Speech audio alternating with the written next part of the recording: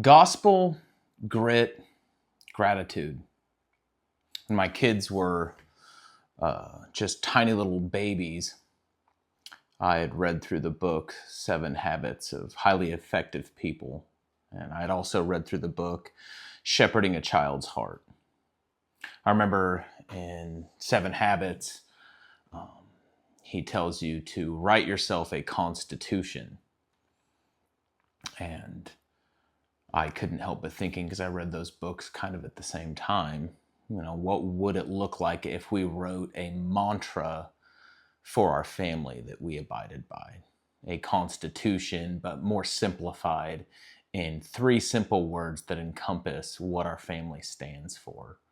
And we came up with the 3 G's of our family, which was gospel, grit, and gratitude. Firstly, what is the gospel? The gospel is that we are all fallen in our sin, that we have all broken the commandments, and that Christ became flesh and dwelt among us for the purpose of being our substitutionary atonement, of taking our place in his stead, of showing a covenant, steadfast love for a people undeserving. Now, that is something that I shared with each of my kids, and we continue to share. I think consistency is one of the important things with this. And so we share constantly, this is what the gospel is, but then this is a matter of how do we live that out, right? And so one of the things that we are constantly talking about and considering is that we were shown such love. How can we not show that love to one another? How can we not show that love to other people? So encompassing the gospel in our family is a gracious love for one another and a gracious love for everyone that is put into our lives, of showing that, number one, showing that first, that we are a people that is gracious. We are a people that is merciful. We are a people that is loving. And that our family will always put that as a priority. Now, as being sinners, it doesn't always work out perfectly. There are several times where we have to sit down and we say, hey, does that look like the gospel? The way you treated your sister, the way you treated your brother, does that look like the gospel? And that's where we can bring up one of those things in the 3 G's, and everyone knows what we're talking about because we've been talking about these things since they were tiny. Grit is something that we put in there because I think we live in a society that is one of the things that is constantly being forgot about. Is that when you take on a task, when you do something and it gets hard, you work your way through it. You show that you can sustain that pain. It's something that I want not just my sons, I think it's actually extremely important for young men, but also in my daughters. Is just because they are girls and ideally I would like to see them be taken care of, that doesn't always happen. And in whatever they do, including in child rearing, in taking care of a home, whatever they choose to put their minds to, I want them to see it through even if it gets hard. Sometimes it doesn't seem like there's even any benefit in some of the things that we take on, but grit is something I want to see in all my kids, that no matter how hard or maybe how unskilled you are in a subject, you are going to show some grit and you're going to get it done. You are going to show some tenacity and you are going to get that job done. You are not going to be a wuss. You are not going to wimp out on your responsibilities. You are going to buckle down, cowgirl up, cowboy up, and get that task done, whatever it might be. Gratitude. I think gratitude is the tail end of the gospel. It's that I am undeserving, and yet a gracious God has granted me a sunrise. He has granted me a home. He has granted me food to eat. And my right response to that is that I should be grateful, that I should give thanks in everything, every good thing, because the Bible says that every good and perfect gift comes from above. Now, I don't think it's just saying thanks. I think it's also having an attitude and a lifestyle of living in that way.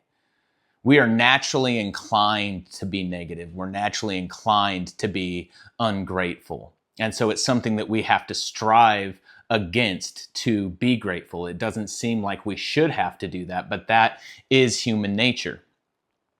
And so, especially with raising kids, that's one of the most difficult things to see when you pour out so much effort as a parent to give your kids good things, when you pour out so much as a parent to provide them better than you had, and they show no gratitude for that, it breaks your heart. And so there have been times that we've had to sit down with our kids and say, hey, does this look like gratitude? Does this look like we are following after our family striving for the 3 Gs?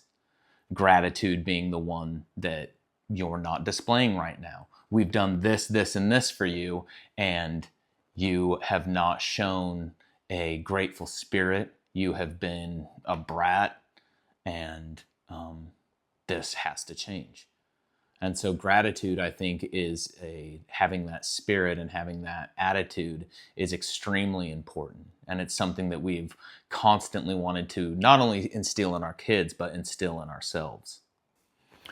These 3 things, gospel, grit, and gratitude, is how we have raised our family.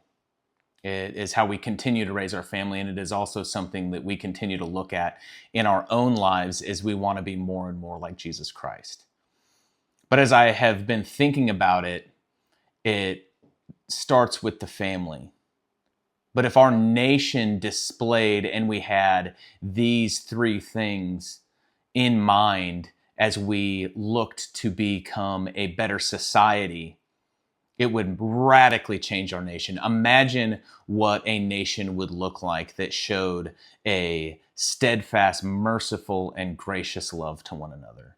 A nation that no matter how hard things got, showed grit and determination and never gave up. And a nation whose attitude wasn't one of complaining about everything, a nation that wasn't about looking at every single little thing that was wrong. Not that we don't need to change that. I think that's a part of grit, changing things when we see that they're messed up, but doing so in a spirit of gratitude, that we're thankful of all the things that are good, that we live in a free nation where we have freedom of speech, that we can worship on Sunday and not have to worry about, we can worship any day we want and not have to worry about anybody coming in and stopping our service. To have a grateful spirit for all of the technologies and things that we have at our fingertips that make life easier, rather than looking at the things that make life more difficult.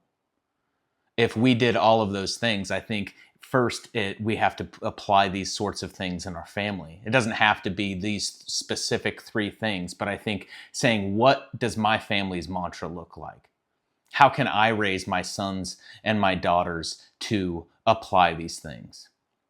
Now, they work perfectly for sons and daughters. I think they're just applied a little bit different for each person, each for your sons, and applied different for your daughters, depending on the situation.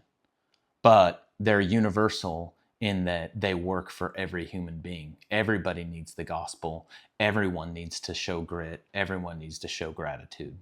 What would it look like if our families changed first and then our nation? Be sure to like and subscribe, and leave in the comments any mantras you might have in your family, or if you have ideas that you've applied that have worked for you. I love getting comments and I love opening up conversation, so be sure to do those things.